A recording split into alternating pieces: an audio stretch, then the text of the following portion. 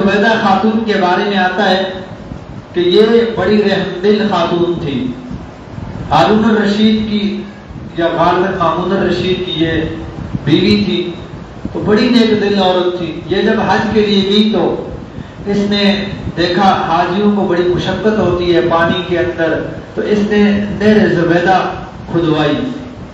اور آپ جب جائیں گے آپ کو میدان عرفات میں چٹگل میدان ہے، وہاں پر اس کی وہ نہر بنوائی ہوئی آپ کو ملے گی کہ اس نے کتنا.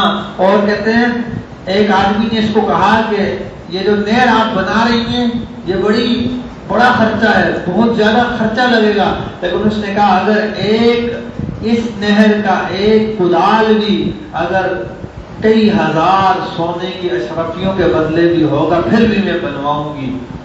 تو جب یہ دنیا سے پردہ فرما گئی تو کہتے ہیں کسی کو خواب میں زیارت ہوئی، ان سے پوچھا گیا تو ان کو کہا آپ نے تو نہر زبیدہ بنائی تھی، ماشاءاللہ آپ تو بڑی نیک دل خاتون تھی. اس نے کہا نہیں، اللہ نے اس وجہ سے میری بخشش نہیں کی، بلکہ ایک دن ایسے ہوا میں گھر میں جھولا جھول رہی تھی تو میرے سر سے دوپٹہ اترا، اذان کی آواز آئی، میں نے فوراً جھولے کو روکا اور سر پر دوپٹہ کیا، اس وجہ سے اللہ نے میری بخشش کر دی. حالانکہ نہر زبیدہ کتنا بڑا کام تھا، لیکن اللہ تعالیٰ نے ایک چھوٹے سے عمل کی وجہ سے اللہ نے اس کی بخشش کر دی.